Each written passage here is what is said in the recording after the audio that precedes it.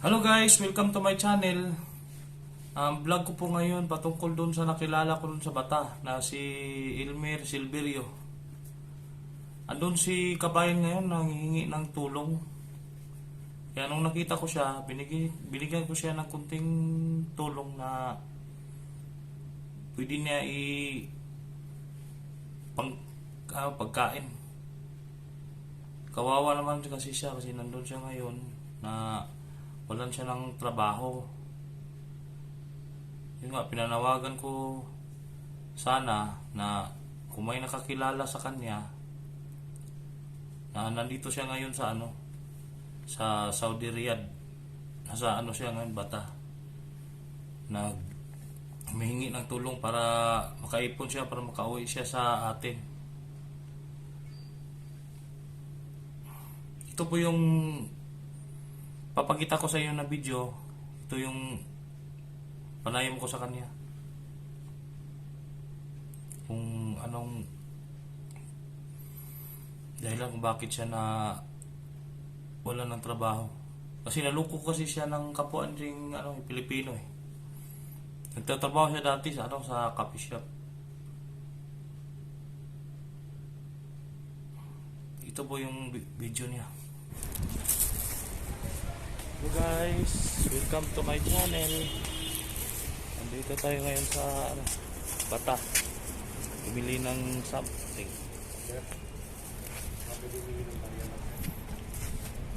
Oh, shout out kay Sir. Ano pangalan mo, Sir? Elmer. Ito po si kabayan nandito sa sa bata.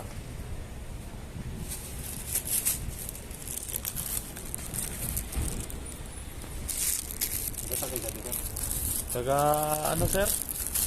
Taga Mindanao, Davao. Ikaw taga saan ka, sir? Aklan, sir. Ha? Aklan. Aklan.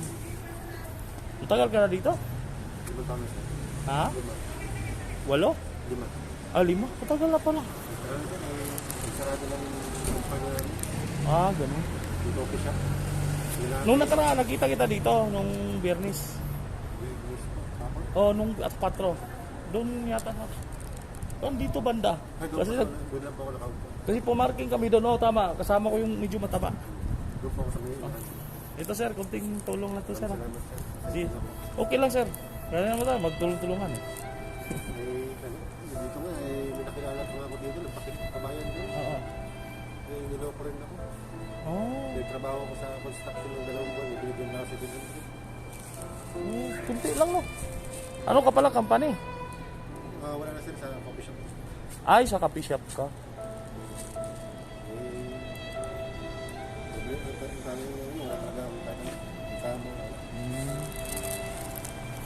Ano lang siguro ka sa mas maganda niyan, yung patulong ka doon sa pulo natin, di ba? Para makauwi ka doon. Yan, kawawa naman si kabayan. Siya doon sa punto, kilala mo? Kabayan ko dito. Kasi gusto nga mo yung kabayan. Kabayan na po. Hindi lang naman ako niloko niya, 14 kami. Ang dami nito yan. Yung pa, yung mga sasakyan, hindi na ibigay yung gasolina. Ibigay yung trailers. Mga basura.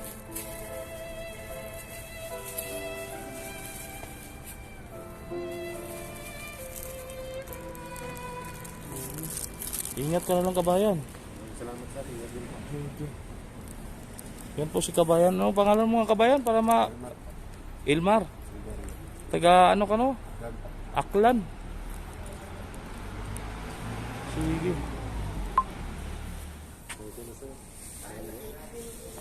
Wala talaga ako. Salamat.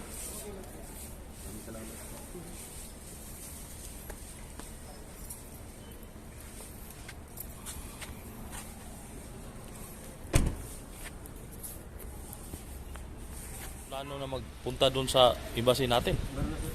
Ngayon nagkakailangan ko ng baka bukas na puntahan ko muna. Oo. Pag gano'n lang naman ako. Meron kami. Isa tinutulungan ko naman yan. Nahihiya rin ako. Oo. Pumapasok yung lalaki, naiiwan yung mag-iingat. Naalis ako. Ako kasi lumasan. Mag-isip. Kaya nga, iba na yung pag-advance pag-isipin. Kasi, ano na lang, ikaw na lang iwas.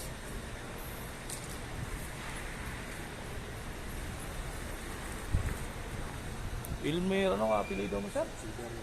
Silverio? Ilmar Silverio.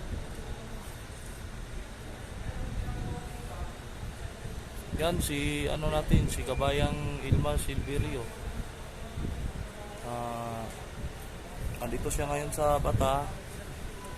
Kailangan ng kunting tulong. Kasi naano siya dun sa kumpanya pinagtrabahoan niya.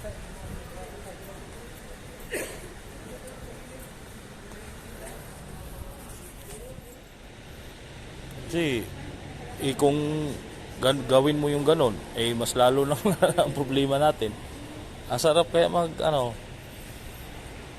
Pero sabi ko, yung dalawang isip talaga ako saan kung umuwi ako hindi. Kasi pagka umuwi ako, wala talaga. Wala naman problema doon sa ano. Kung uwi ka na walang-wala, at least nakauwi ka doon. Kasi pag nandun ka, magagawa mo na yung kung anong hindi mo nagawa dito eh. Ang inisip ko kasi makapagpadala sa papa ko. Kasi ngayon, mayroon kang ganyang problema, isisibo mo na yung sarili mo para makauwi ka doon sa atin. Yun yung pinaka-importante talaga. Ano sir? Salamat sir. Eh. Ingat sir. Eh. At yun mga guys, ipagdasal na lang natin si Ilmar Silverio na makauli sana siya doon sa Pinas sa madaling panahon. God bless sa'yo kaibigan. Shout out pala sa kabayan natin kanina na nakausap natin doon sa Bata, si Paring Jason. Shout out sa'yo. Ito si, ano ba ang kabayan? Jason. Ako pala si Jay. Oh, shout out kay kabayan Jason.